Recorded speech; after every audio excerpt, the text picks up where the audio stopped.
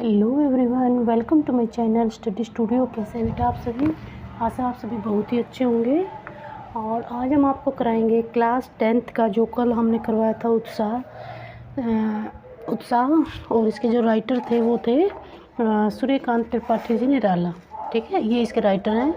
और इन्होंने क्या किया है कि बादल गरजो, बादल को उत्साह भरने के लिए बोला है कि आप समाज में बरसो, गरजो और खूब सारी वो करो, गर्मी जो हो रही है उसको आप ख़त्म कर दो और शीतल कर दो। इस धरती को, जो धरती से तप रही है उसको आप शीतल कर दो, ये इसमें बताया गया है। और बताया गया है कि इसमें जो बादल है वो कैसे हैं।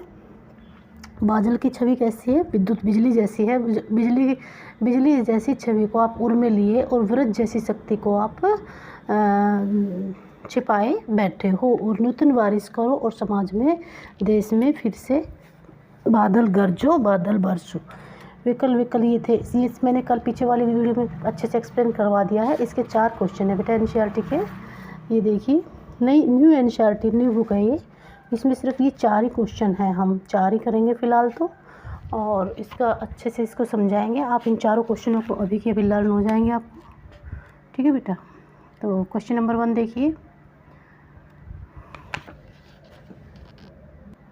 क्वेश्चन नंबर 1 देखिए बेटा। कवि बादल से फुकार, मतलब फुकार मारना, रिमझिम करना और बरसने के स्थान पर गरजने के लिए कहता है, क्यों?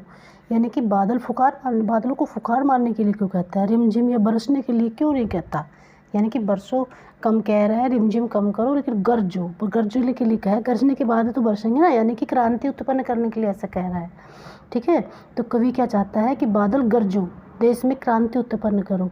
तो कवि बादलों को क्रांति उत्पन्न करने के लिए सूत्रधार कहता है, इसलिए वह उसे गरजने और बरसने के लिए बुलाता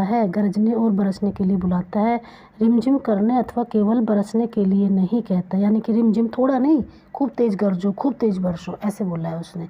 कवि ने उसे बरसने के लिए और गरजने के लिए बुलाया है, और रिमझिम करने के लिए, केवल बरसने के लिए नहीं कहा।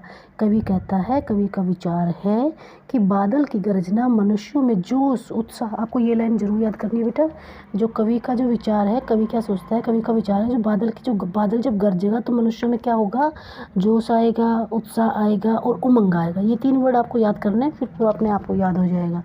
ठीक है, जैसे ही बादल गरजेंगे तो क्या आएगा? मनुष्यों में जोश आएगा, उत्साह आएगा, उमंग आएगी, उत्पन्न करेंगे। बादल क्या करेंगे? गरज के जोश, उत्साह और उमंग पैदा करेंगे। और बादलों की फुकार और रिमझिम वर्षा यह कार्य नहीं कर सकती। अगर धीरे धीरे बादल रिमझिम बरसते रहे तो वो क्रांति उत्पन्न नहीं हो सकती, वो तेज़ वर्षा नहीं हो सकती। कवि लोगों के दुखों को दूर करने के लिए बादल में क्रांतिकारी शक्ति की उपेक्षा भी करता है। ये लाइन भी आप लिख सकते हो। कवि लोगों के दुखों को दूर करने के लिए बादल में क्रांतिकारी शक्ति की, यानी कि बादल जब गरजेंगे तो क्रांतिकारी शक्ति लोगों में, देश में उत्पन्न होगी। ठीक है, तो इसलिए कवि बादल को बार बार गरजने के लिए संदेश देता है और बार बार उसको प्रोत्साहित करता है और उत्साहित करता है कि बादल गरजो। इसलिए इसका चैप्टर का नाम है उत्साह। ठीक है, क्वेश्चन नंबर 2 देखिए बेटा। कविता का शीर्षक उत्साह क्यों रखा गया है? ये बात बिल्कुल, क्वेश्चन बहुत अच्छा है। उत्साह क्यों रखा गया है क्वेश्चन? तो कविता का जो शीर्षक है उत्साह इसलिए रखा गया है कि बादलों को उमड़ता हुआ देखकर लोगों में जोश उत्पन्न और उत्साह उत्पन्न हो जाता है। बार बार वही लाइन आ रही है कि बादलों को जो उमड़ता हुआ, जैसे बादल उमड़ते हैं, गरजते हैं, गरजना और उमड़ना एक ही बात होती है। तो जब बादल गरजते हैं और उमड़ते हैं तो लोगों में क्या होता है? जोश उत्पन्न होता है, उमंग उत्पन्न होती है। तो आपको ये 2-3 अक्षर जरूर याद करने, बस ये हर क्वेश्चन में सेट हो जाएंगे। जोश, उमंग और उत्साह। ठीक है, जब बादल गरजते हैं तो लोगों में क्या होता है? लोगों में जोश आता है, उमंग आता है, उत्साह उत्पन्न हो जाता है। वो बहुत ही शक्तिशाली अपने आप को महसूस करते हैं और उमंग से भर जाते हैं। हर कार्य करने के लिए वो तत्पर हो जाते हैं। दूसरी ओर बादल की गरजना सामाजिक क्रांति का भी प्रतीक है, यानी कि समाज में भी क्रांति उत्पन्न करने के लिए भी प्रतीक है। यह लोगों में उत्पन्न जोश को भी सूचित करता है। अतः कविता में शीर्षक जो उत्साह है, सर्वथा सबसे ज़्यादा उचित है। यह लोगों में उत्पन्न जोश को भी सूचित करता है। जब बादल गरजेंगे तो देखो सब बहुत खुश हो जाते हैं और सब में क्रांति आ जाती है। और यह मतलब ये जो उत्साह है वो शीर्षक बिल्कुल ही उपयुक्त है। ठीक है, क्वेश्चन नंबर 3 देखिए बेटा। थोड़ा टेढ़ा क्यों लग रहा है भैया? Just 1 minute. कविता में बादल किन किन अर्थों की ओर संकेत करता है? कविता में जो बादल है वो किन किन अर्थों की ओर संकेत करता है? तो कविता में जो बादल है, बादल के भावों का वर्णन जल बरसाने वाली शक्ति के रूप में किया गया है। तो कैसे याद करेंगे आप इसको? जो कविता में जो बादल है उसके भावों का वर्णन, उसके भाव कैसे हैं? जल बरसाने की शक्ति की, उसमें इतनी शक्ति है बादल में कि जल बरसाकर सबकी जो सब गर्मी से तप रहे हैं, सारी ज़मीन जो सारी धरती तप रही है वो सारी शीतल हो जाएगी। तो उसमें क्या है? जल बरसाने की शक्ति के रूप में किया गया है। दूसरा, बादलों का वर्णन उत्साह और संघर्ष के भाव को भी उत्पन्न, पहले तो हम क्या बताएंगे? जल बरसाने की शक्ति है उसमें, बादलों में जल बरसाने की शक्ति है। और दूसरा क्या है? बादलों का वर्णन उत्साह और संघर्ष के भाव उत्पन्न करती है। संघर्ष भी याद करना है, उत्साह भी के रूप में भी किया गया है। अंत में भादों का वर्णन लोगों के दुख और पीड़ा को दूर करने वाली शक्ति के रूप में भी किया गया है। लास्ट में क्या किया है? भादो, जो सावन आता है, फिर बारिश होती है, फिर भादो आता है। भादो एक महीने का नाम है, सावन के बाद आता है। अभी क्या चल रहा है? सावन चल रहा है। तो सावन के बाद क्या होता है? सावन के वर्णन लोगों के दुख को, पीड़ा को दूर करने वाली शक्ति के रूप में किया गया है। जब सावन आता है, जब बारिश होती है तो लोगों के दुख दूर हो जाता है, बारिश से सब शांत हो जाते हैं और शीतल हो जाते हैं। ठीक है बेटा, समझ में आ रहा है ना? तो लोगों के दुख को दूर किया गया है। क्वेश्चन नंबर 4 देखिए।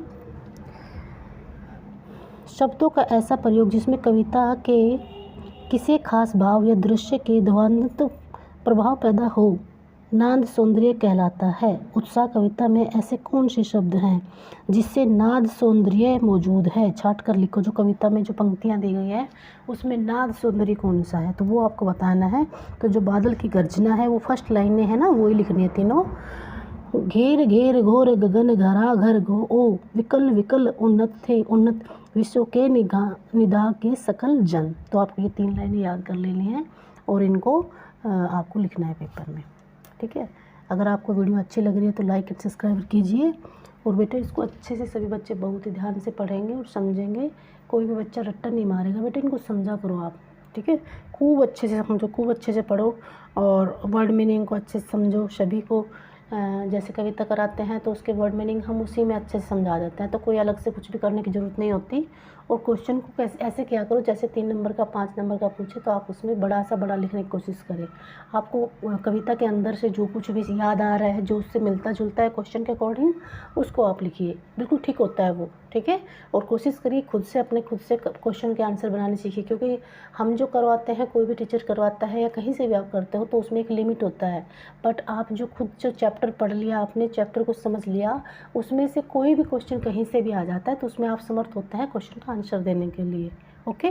तो आप कोशिश करिए कि सभी क्वेश्चनों के आंसर खुद से देना सीखिए। सब्जेक्ट कुछ भी हो, सभी सब्जेक्टों में, इंग्लिश में भी, साइंस में भी, सब में आप खुद से थोड़ा धीरे धीरे करके खुद से, क्योंकि 10वीं क्लास से आपके आगे 12वीं के बाद तो सब कुछ खुद से ही करना पड़ता है। कितना याद करोगे? सिलेबस बहुत लंबा चौड़ा हो जाता है तो याद करना नहीं पड़ता, उसमें समझना पड़ता है।